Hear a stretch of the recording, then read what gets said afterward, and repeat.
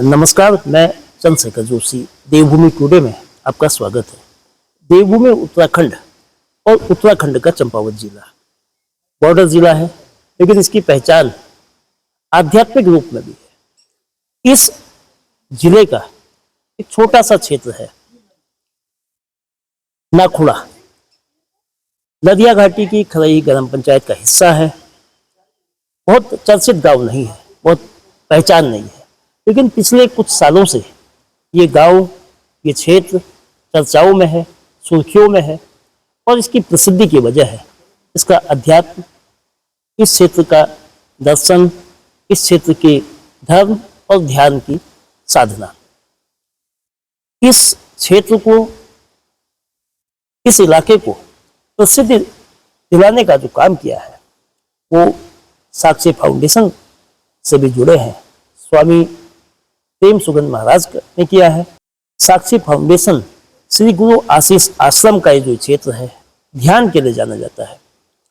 और क्या क्या गतिविधियां होती हैं, किस तरह से इसका संचालन होता है, अध्यात्म को कैसे उन्नत करने में ये केंद्र मदद कर रहा है, इन सब बातों को सीधे स्वामी प्रेम सुगंध महाराज जी से जानते हैं। बहुत स्वागत है महाराज जी आपका देवभूमि टुडे में। इससे पहले कि इस आश्रम के बारे में चर्चा की जाए, आप के बारे में ही कि आप अध्यात्म की दुनिया में हैं, अध्यात्म के जगत में हैं। उससे पूर्व आप ग्रस्त में थे, तो ग्रस्त से अध्यात्म में आने की जो आपकी यात्रा रही, ये कैसे रही? ये ऐसे कौन सा टर्निंग पॉइंट आया कि आपने पहले दौर को छोड़ के नए दृष्टि के साथ अध्यात्म से जुड़ना पसंद किया? और अध्यात्म और ग्रस्त दोनों में जो फर्क आम लोगों के नजरिए से आप देखते हैं, अगर उसको सरल भाषा में बता सकें जो लोगों के लिए लाभकारी हो। देखिए, जब हम बात करते हैं आध्यात्म की, तो आध्यात्म से जो मेरा अभिप्राय है, मेरा अभिप्राय आध्यात्म से एक और समझ का है। एक तो समझ होती है विषयों को लेके, जिसमें आदमी मैं और मेरा को जोड़ने और बचाने के लिए जीवन जीता है। मेरी समझ में आध्यात्मिक समझ किसी व्यक्ति में तब जागती है जब वो मैं और मेरा के पार कोई और जगत की ओर उसकी आंख उठ जाती है। तो जब आप व्यक्तिगत मुझसे पूछते हैं कि आपकी यात्रा कैसे संसार से आध्यात्म की ओर मुड़ गई, तो मैं अगर इसे एक शब्द में या एक वाक्य में वर्णित करूं तो यही कहूंगा, गुरु कृपा से। गुरु की कृपा हुई और संसार से यात्रा, ग्रस्त से यात्रा आध्यात्म की ओर मुड़ गई। अब जैसा आपने कहा कि पहला जीवन आध्यात्म में आने से पहले किस तरह का था, तो देव योग से, परमात्मा की कृपा से ऐसे परिवार में जन्म मिला जो उस दौर के एक बहुत सिद्ध व्यक्तित्व के नजदीक जीवन को जी रहे थे। उनका नाम था आचार्य रजनीश ओशो। सन 83 से लेकर के 90 के बीच में वो माता पिता के माध्यम से उनके पास आना जाना होता रहा। सन 83 में जन्म हुआ, तब छोटे थे। फिर 86, 87, 88, 90 इन सालों में बहुत नजदीकी से उनके हाथ में बड़े हुए। और घटना तो ईमानदारी की बात यह है कि वहीं घट गई थी जब उनकी नजर पड़ी, क्योंकि तब माँ पिता तो समाज को पकड़ने की कला सिखा रहे थे कि कैसे समाज में पकड़ बनाई जाती है, कैसे मैं और मेरा का संसार चालू होता है। और उन दिनों ओशो अपने साधकों को सिखा रहे थे हाउ टू लेट गो, कैसे अनपकड़ा करते हैं किसी चीज को।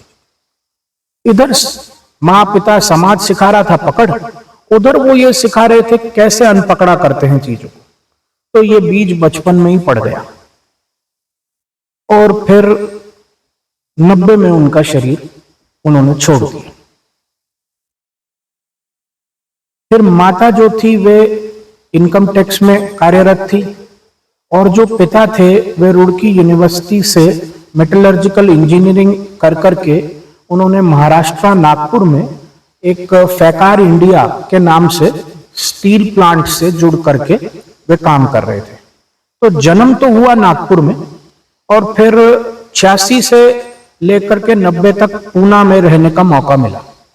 और ओशो ने जब शरीर छोड़ दिया तो उसके बाद जो दादका हुआ वो रुड़की हुआ। तो कई अलग अलग जिलों में माता की ट्रांसफर रही, जैसे नागपुर से दिल्ली, रुड़की और चंडीगढ़। तो वहां पर जीवन जीने का मौका मिला, वहीं पढ़े लिखे, कुछ क्लास रुड़की में करी, कुछ क्लास चंडीगढ़ में करी, ऐसा कर करके जीवन वहां चला। एजुकेशन सब वहीं करी। फिर एजुकेशन करने के बाद में ऐसा लगा कि नौकरी नहीं करूंगा, व्यवसाय करेंगे। तो एक रेस्टोरेंट खोला सबसे पहले, फिर एक प्राइवेट सिक्योरिटी एजेंसी खोली, फिर एक मिनरल वाटर का प्लांट खोला, फिर एक न्यूज चैनल। ऐसे करते करते व्यापार जो है कई आयामों में फैलता चला गया। छात्र राजनीति में जीवन जीने का मौका मिला तो कांग्रेस भी बहुत नजदीक थी, बीजेपी भी बहुत नजदीक थी और जो वहां की क्षेत्रीय पार्टियां थी वो भी बहुत नजदीक थी। चाहते सब लोग ये थे कि पंचकुला विधानसभा से हमको वो नुमाइंदा बना दें विधायक के लिए। और उन दौरान हमारा प्रेम शायद लोगों के प्रति ऐसा था या लोगों का हमारे प्रति प्रेम ऐसा था कि सब पार्टी हमसे संपर्क करती थी कि अगर आप पंचकुला विधानसभा से समझना चाहें तो हम आपसे, हमको खुशी होगी आपको अपने से जोड़ते हुए। अब आयाम बहुत ज्यादा फैल गया था, व्यापार भी, धन भी अच्छा हो गया था और राजनीतिक लोगों में आना जाना और अनुभव ऐसा हो गया था छोटी उम्र में ही कि कई लोग सलाह लेने को आने लग गए थे और बहुत अच्छे अच्छे लोगों से संग सानिध्य हो गया था, जिसकी वजह से जीवन बड़ा सरल सहज सा हो गया था। लेकिन विषयों में, किसी वस्तु को पाने में, तो एक दिन ऐसा हुआ कि एक साधु अकस्मात हमारे जीवन में प्रवेश किया और उनकी कृपा से कुछ बातें उन्होंने हमसे ऐसी कही जिससे हमारे जीवन में एक चिंतन की प्रक्रिया चालू हो गई, एक चिंतन की और एक मनन की प्रक्रिया चालू हो गई। उस चिंतन और मनन की प्रक्रिया में कभी कभी हमें ऐसा लगने लगा कि ये मार्ग हमारा नहीं है।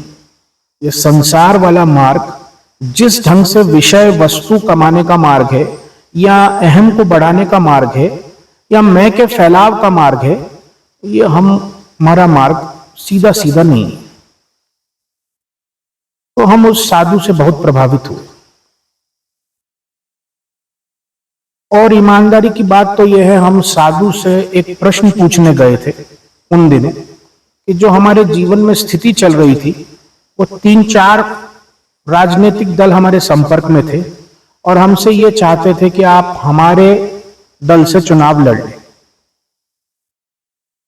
पूछने तो हम उनसे ये गए थे कि हम किसका चुनाव करें, लेकिन उस साधु ने हमसे कहा कि चुनाव ही करना है तो उसका करें। बस उनकी बात हमको बहुत जोर से छुई और हमने एक ही सवाल करा कि उसका तो हमें कोई पता नहीं। तो जिस ढंग से उसने हमारी ओर देखा और हमारी ओर उसकी आंख मिली, उस आंख मिलने में ही कुछ ऐसा घटा जैसे हमें ऐसा एहसास हुआ कि ये व्यक्ति हमको धर्म के क्षेत्र में लेने के लिए ही आए हैं। और हम उनको दंडवत करके लेट गए उनके चरणों में।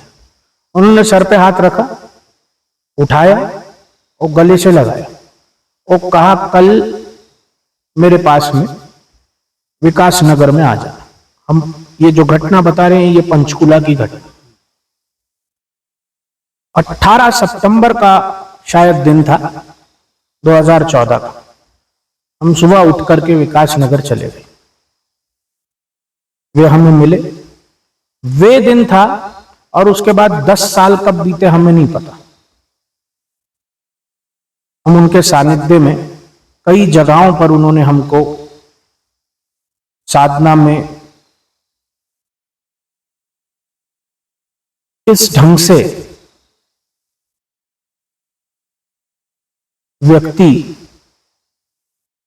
परमात्मा की ओर यात्रा करता है, उसके अलग अलग अनुभव उनके सानिध्य में रह के हुए। बहुत जगह उनके साथ जाने का मौका मिला और बहुत साधुओं का लाड मिला। करते करते उन्होंने हमको ध्यान में बैठने की कला सिखाई और फिर उन्होंने हमको ऐसा आज्ञा करी कि छत्तीसगढ़ में अब आप कुछ समय अपनी साधना करें। उनकी आज्ञा पा करके हम छत्तीसगढ़ में जांजगीर चांपा नाम की एक जगह है, उस आश्रम में गए और अपना अभ्यास करने लग गए। उस आश्रम के संचालक ने हमें योग्य शायद पाया और हमें संन्यास दिया 19 जनवरी 2015 को, और हमें नाम स्वामी प्रेम सुगंध मिला। वहां हम कुछ समय साधना करने के बाद हमें आज्ञा हुई कि अब आश्रम का जीवन हटा के कहीं एकांत में जाकर के अपनी साधना को गति करना। तो चांपा से हम अमरकंट चले गए और आदि शंकराचार्य का वहां पर एक आश्रम है, उसमें कुछ कुटिया बनी है। नर्मदा नंदन उन दिनों वहां पुजारी होते थे, उनकी देखरेख में हम वहां साधना करने लग गए। तकरीबन 8-9 महीने हमने वहां साधना करी। वहां साधना करते करते हमारा संपर्क बाबा बर्फानी से हो गया। कुछ समय हमने उनके पास साधना करी और फिर उस दौरान जैसा ये प्रथम शरीर है, इसके पीछे एक शरीर है जिसे मनस शरीर कहते हैं, जिसमें विचार चलता है। उसके पीछे एक शरीर है जिसे भाव शरीर कहते हैं, जिसमें इमोशंस चलते हैं। और उसके पीछे एक शरीर है जिसे विद्युत शरीर कहते हैं, इलेक्ट्रिक बॉडी। हमको वो विद्युत शरीर के आभास एहसास होने लग गए।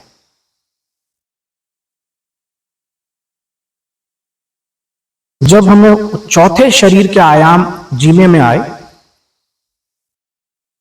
तो बहुत गोपनीय ढंग से एक गुरु सत्ता से हमारा संबंध स्थापित जैसा हो गया। उसी के अंतर्गत हमारे जीवन में तीसरे गुरु प्रवेश करे, जो वास्तविकता में तो प्रथम गुरु हुए, लेकिन क्योंकि उनकी गोद में हम पैदा हुए। उनका नाम है बाबा पूर्णानंद। बस वहां अमरकंट में जब चौथे शरीर के हम आयाम का प्रयोग कर रहे थे, जिसे सिद्धि कहते हैं, तो उनकी वजह से हमें एक बात समझ में आई कि सिद्धि के जगत के पार सत्य है। सिद्धि के जगत में तो मैं का फैलाव होगा। और उनका सानिध्य प्राप्त हुआ और उनके सानिध्य से कुछ समय ललितपुर और कुछ समय गुजरात उनके सानिध्य में आना जाना लगा रहा।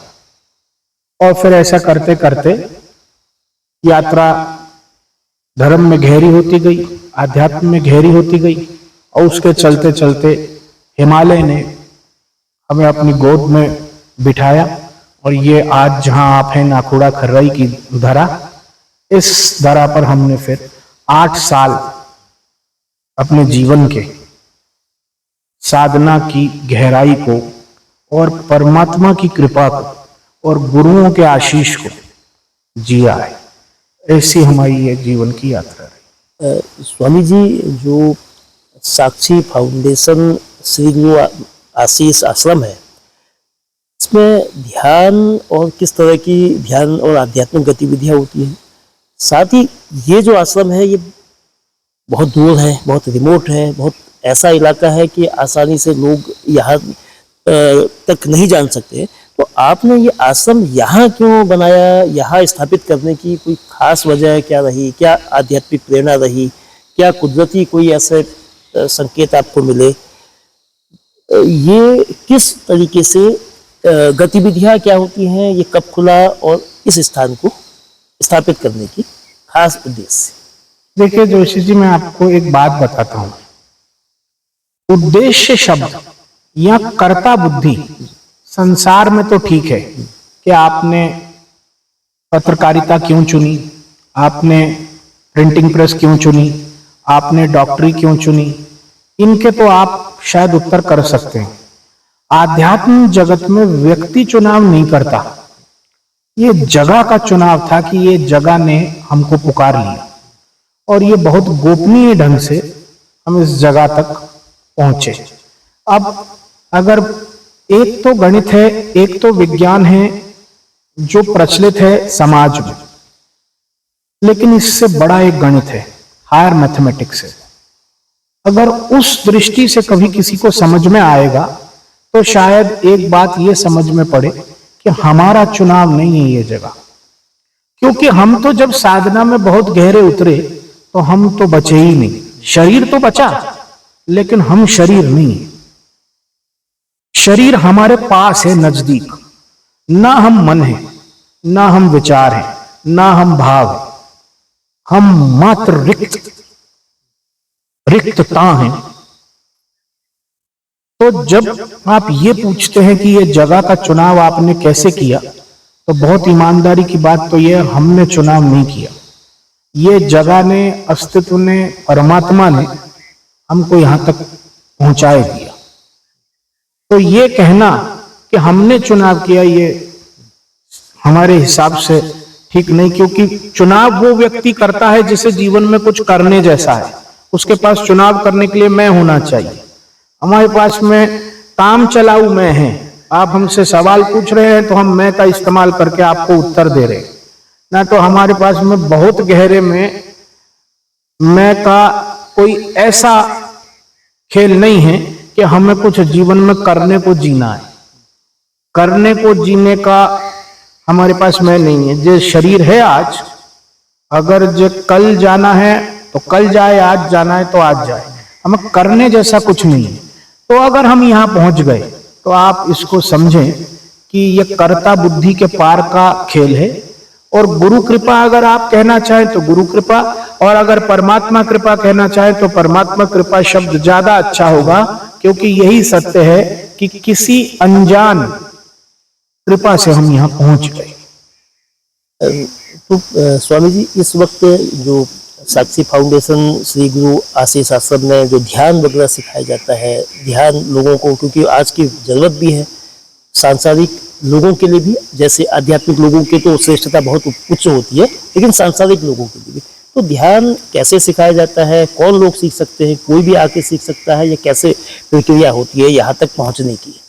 देखिए जोशी जी, ये जो आश्रम है, ये आश्रम जैसा आपने खुद ही पाया कि रिमोटेस्ट एरिया में है, मोबाइल यहाँ चलता नहीं है, टीवी रेडियो अखबार जैसी यहाँ कोई चीज है नहीं, प्रचार प्रसार हमारा बहुत ज्यादा कोई है नहीं। तो कुछ कारण हो गए जीवन में जिस वजह से ये प्रचार प्रसार थोड़ा बहुत हो गया, उसी का ऐसा खेल होगा कि उसको हमको इस ढंग से प्रकट कराना होगा। तो इस ढंग से आज हम ये आपके सामने आ गए, नहीं तो 8 साल हमें रहते यहाँ हो गए, हमारा किसी ढंग से कोई प्रचार है नहीं, और हम प्रचार में कोई बहुत विश्वास करते भी नहीं। तो जब आप ये पूछते हैं कि यहाँ क्या गतिविधि चलती है, मैं आपसे 2 चीज कहता हूं। समाज या संसार के लिए तो जो ध्यान में हम शांति पाते हैं, वो शांति बांटने के लिए हम समाज या संसार से इंटरेक्ट करते हैं। अब रह गई बात कि यहां साधना कौन कर सकता है। यहां पर साधना ऐसे तो ये सभी के लिए खुला है, कोई भी कर सकता है जिसके भीतर मुमुक्षा है, खोज नहीं, जिज्ञासा नहीं, मुमुक्षा। मुमुक्षा से मेरा अर्थ यह है कि जिसके भीतर प्रथम सवाल यह है कि परमात्मा क्या है, हमारा इस धरा के ऊपर आना हुआ क्यों है। जिसके पास प्रथम सवाल यह है, वो व्यक्ति यहां कुछ आयाम जान पाएगा। अन्यथा यहाँ संसारी भी आते हैं, सामाजिक लोग भी आते हैं, कुछ देर बैठते हैं, कुछ अद्भुत शांति का, सुकून का उन्हें एहसास होता है और वो लौट जाते हैं। तो जब आप ये पूछते हैं कि यहाँ किस ढंग से साधना होती है, तो ढंग तो यहाँ पर साधना का ये है कि आपको यहाँ आने के बाद कुछ नहीं करना है, बस आपको चुपचाप बैठने की कला आनी चाहिए कि आप शांत होके चुपचाप बैठ जाएं और जो भी आपके भीतर चल रहा है आप उसे चुपचाप बैठ के तटस्थ भाव से देखते रहें। यहाँ ऐसी सीधी कोई विधि नहीं चलती, और अगर आप कोई विधि लेकर के भी आए हैं तो आप विधि का प्रयोग करते हैं कुछ देर उस अवस्था में आने के लिए जहां आप जप नहीं रह जाते, अजप में प्रवेश कर जाते। तो आप पूछते हैं क्या होता है यहाँ आदमी चुप होकर के अपने भीतर उतरता है, और अपने भीतर उतरने के बाद वो इतना गहरा जा सकता है जहां शायद उसको ये एहसास हो जाए अपने भीतर जाते जाते कि शरीर परिधि है, उसके थोड़ा अंदर जाएगा तो मन, विचार, इनका गतिविधि चल रही, थोड़ा सा और अंदर जाएगा तो भाव की तरंगे चल रही, थोड़ा सा और अंदर जाएगा तो विद्युत के तंतु और विद्युत का जाल है, थोड़ा सा और अंदर जाएगा तो रिक्त आकाश है। उस रिक्त आकाश में जैसे ही कोई आदमी ठहरता है वो स्व में स्थित हो गया। वो सही अर्थ है स्वास्थ्य का, जब कोई व्यक्ति अपने स्व में स्थित हो जाए वो आत्मा है। और जब कोई व्यक्ति अपनी रिक्तता में ठहरता है तो बहुत गोपनीय ढंग से आत्मा परमात्मा का बोध करा देती है, अर्थात जो तुम्हारे भीतर आकाश है और जो बाहर महाआकाश है ये दो नहीं रह जाता, पूरा ब्रह्मांड आप में घूमने लगता है। और जैसे आप वस्तु के साक्षी हुए, विषय के साक्षी हुए, मन के साक्षी हुए, भाव के साक्षी हुए, ऐसे आप इस आकाश में जो कुछ है उसके साक्षी हो जाते हैं। फिर यात्रा आपकी इतनी गहरी जाती है कि आप आकार के जगत के परे चले जाते हैं और ऐसा रिक्त आकाश आप हो जाते हैं, देखते नहीं हैं, जानते नहीं हैं, आप आकाशीय ही हो जाते हैं। आप आकाश में आकाश हो जाते हैं, मैं जैसी कोई घटना नहीं बचती। आप अतिक्रमण कर गए शरीर का, मन का, भाव का, विद्युत का, ग्रह नक्षत्रों का, पूरे ब्रह्मांड की जितनी भी प्रकट अवस्था है उसका, और आप ऐसे आकाश में गति हो गए, आप इतनी अनंत आकाश हो गए, इतना अनंत गहराई हो गए कि आप बचेंगे ही नहीं। तब वहां आप जानते हैं निराकार क्या है, और जब वहां से आप लौट करके वापस शरीर में आते हैं तो आप जानते हैं आकार क्या है, और आने जाने में आपके भीतर में एक करुणा और प्रेम पैदा हो जाता है। फिर वो प्रेम आप समाज के साथ में अलग अलग आयाम पर अपने आप बंटता है। फिर ये कहना आप बांटते हैं, ये संसार तो आपको कह सकता है कि ये आश्रम के संस्थापक हैं स्वामी जी, या ये आश्रम उनके द्वारा बनाया गया है, लेकिन जो जाए आता है उधर वो जानता है कि ये प्रकट हुआ आश्रम वहीं से जो अनंत गहराई है, और हम भी प्रकट हुए वहां से जो अनंत गहराई है। स्वामी जी, जो नाखोड़ा का केंद्र है, इसके अलावा आपके द्वारा स्थापित उत्तर प्रदेश है, उत्तराखंड है, या देश भर के जिन हिस्सों में कितने और आश्रम बने हैं, वो आश्रम में कितने लोग साधना वगैरह कर रहे हैं? इसके अलावा हमारा जो एक आश्रम और है वो पीलीभीत में है, पूरनपुर में। तो हम गर्मियों का समय यहाँ बिताते हैं, सर्दियों का कुछ समय पूरनपुर बिताते हैं, और कुछ समय हमारे गुरुदेव हैं वे गुजरात में हैं, कुछ समय हम उनके सानिध्य में बिताते हैं। पीलीभीत का जो आश्रम है वो भी अभी छोटा ही है, 10-12 लोगों की व्यवस्था है, और चंपावत के आश्रम में भी हमारे पास 10-12 लोगों की ही व्यवस्था है। स्वामी जी, हिंदू धर्म बहुत सहिष्णु धर्म है, जगत कल्याण की बात करता है, प्राणी मात्र की लिए सोचता है, लेकिन सनातन को लेकर पिछले कुछ दिनों में एक उग्रता आई है, एक आक्रामकता आई है। इसको आप कैसे देखते हैं? क्या धर्म के नाम पर, किसी विचारधारा के नाम पर इस तरह की आक्रामकता या किसी पर वार प्रतिवार किया जाना धर्म का स्वरूप हो सकता है? देखें, मैं आपको एक बात बताता हूं। सनातन शब्द का अर्थ है जो सदा नया है। वो बहुत पुराना है और फिर भी नया है एक साथ। अब ये बुद्धि की खांचे में नहीं बैठेगा। सनातन अर्थात जो पुराने से पुराना है और साथ के साथ नए से नया है। जब कोई व्यक्ति धर्म की प्रकाष्ठा को उपलब्ध होगा तो उसकी उपस्थिति में शांति बटेगी, आनंद बटेगा, अभय बटेगा और उत्सव बटेगा।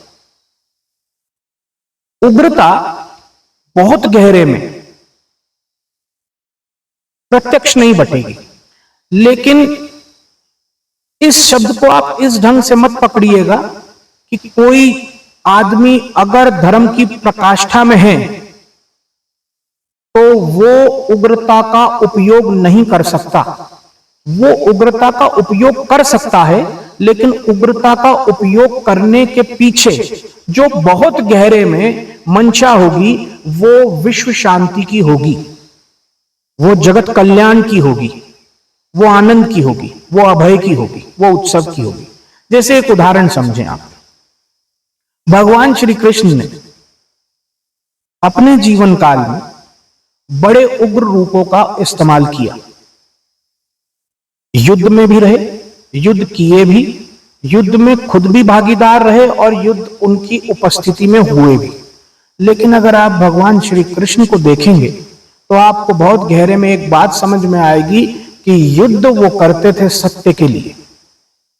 उग्र वे होते थे कि सत्य सदा खड़ा रहे।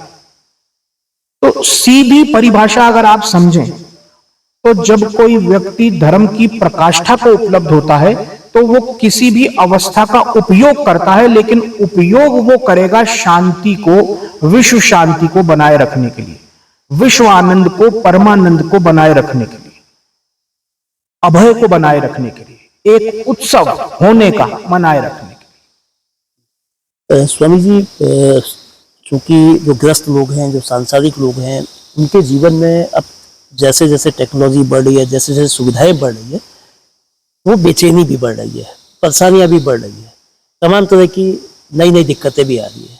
तो ये जो चुनौती है भीतर की अशांति की, भीतर के जो अंतर्द्वंद की, इसको आज के दौर में आप आध्यात्मिक संत हैं तो कैसे उनको राय देंगे कि वो अपने जीवन में सुकून से जिए? तरक्की करते हैं लेकिन शांति नहीं है, आगे बढ़े तो वो आध्यात्मिक रूप से भी आगे बढ़े, शांत भी रहे। देखिए, जितना विकास बढ़ेगा, जितनी विकास की क्षमताएं बढ़ेंगी, उतना जीवन में विचार बढ़ेंगे, विचार का उथल पुथल बढ़ेगा। लेकिन ये जो बढ़ना है ये आध्यात्म के विरुद्ध नहीं है। यही व्यक्ति को, यही बेचैनी व्यक्ति को चैन की ओर आंख उठाने का अवसर प्रदान करेगी। चैन की ओर वही व्यक्ति मुड़ना चाहता है जिसको बहुत बेचैनी पकड़ ले। अगर किसी व्यक्ति के जीवन में संघर्ष नहीं है, बेचैनी नहीं है, वो आध्यात्म की तरफ मुड़ने के लिए उसकी आंख उठ ही नहीं पाती। तो सौभाग्यशाली हैं वे लोग जिनके जीवन में पीड़ा है, संघर्ष है और बेचैनी है। परमात्मा की उन पे बहुत कृपा है, क्योंकि जिनके जीवन में अशांति है, बेचैनी है, संघर्ष है, वे ही कोई आयाम खोजेंगे इसके पार आने का, और वो जो आयाम है बड़े गोपनीय ढंग से उनको परमात्मा की ओर यात्रा कराए देगा। तो जब आप हमसे ये पूछते हैं कि समाज में बेचैनी बढ़ रही है, इसके बाबत आप क्या कहते हैं? हम इतना ही कहते हैं कि व्यक्ति जब बेचैन होगा तो वो चैन का राह भी खोज लेगा, क्योंकि जब आप किसी चीज के अभाव में होते हैं तो आप उस अभाव की पूर्ति के लिए राह भी खोज लेते हैं। इसमें व्यक्ति को बहुत कोई घबराने जैसी बात नहीं है। जितना जितना व्यक्ति बेचैन होता चलेगा, संघर्ष में आता चलेगा, पीड़ा उसके जीवन में आएगी, उतना ही वो हल खोज लेगा संघर्ष, पीड़ा और बेचैनी के बाहर आने का। जैसा आपने कहा कि इसमें आप किस दृष्टि से क्या संदेश देना चाहते हैं समाज को, हम इतना ही कहेंगे कि 24 घंटे को आप 3 भागों में बांट लें। 8 घंटा आप अपनी निद्रा को दें, 8 घंटा आप अपने काम या समाज को दें, 8 घंटे में 4 घंटा आप अपने परिवार को दें और 4 घंटा आप स्व अध्ययन को दें, जिसमें आप भक्ति करें। अगर आपको भक्ति प्रिय है, क्रिया योग से करें। अगर आपको क्रिया योग प्रिय है, आसन प्राणायाम का प्रयोग करें। अगर आपको वो प्रिय है, अगर आपको सीधा ध्यान में बैठने की कला आती है, उसका उपयोग करें। मेरे कहने का अर्थ है, भक्ति मार्ग है, ध्यान मार्ग है, क्रिया मार्ग है, कर्म मार्ग है, जिस भी मार्ग से आपको सहज लगे 4 घंटे आप उसका अध्ययन कर करके अपने होने में स्थापित होने के लिए अपने को समय दें। 8 घंटा दें निद्रा को, 8 घंटा दें संसार को और 8 घंटे में 4 घंटा अपने परिवार को और 4 घंटा स्वयं को। अगर ऐसा कोई व्यक्ति जिएगा तो उसके जीवन में एक दिशा आ जाएगी, उसके जीवन में एक संतुलन आ जाएगा, उसके जीवन में एक अद्भुत महिमा आ जाएगी, एक बड़ी गरिमामयी शांति आ जाएगी। बहुत धन्यवाद स्वामी प्रेम सुगंध जी महाराज। चंपावत का जो ये क्षेत्र है, ये अध्यात्म का एक अनूठा स्थल है। 1505 में इस स्थान से करीब 18 किलोमीटर दूर रीठा साहब सिख धर्म के संस्थापक गुरु नानक देव महाराज का पदार्पण हुआ था। उनके चरण इस स्थान पर पड़े थे और बाद में गुरुद्वारा अस्तित्व में आया। इसी तरह से मायावती आश्रम में 1901 में स्वामी विवेकानंद साहब का इस क्षेत्र में 15 दिन से अधिक रुकना हुआ, 15 दिन से अधिक ठहरना हुआ। यानी कि अध्यात्म के लिए यह अनुकूल स्थितियां हैं। और 21वीं सदी में 7-8 साल पहले जहां हम हैं, भिंगराड़ा के नाखुड़ा क्षेत्र में एक छोटा सा इलाका है, वहाँ साक्षी फाउंडेशन का श्री गुरु आशीष आश्रम उस स्थान पर है जहाँ ध्यान और अध्यात्म की सीख दी जा रही है। समाज को संवारने के लिए, समाज को समरस बनाने के लिए, समाज को तरक्की देने के लिए, समाज को आध्यात्मिक उन्नति देने के लिए इस स्थान का उपयोग किया जा रहा है।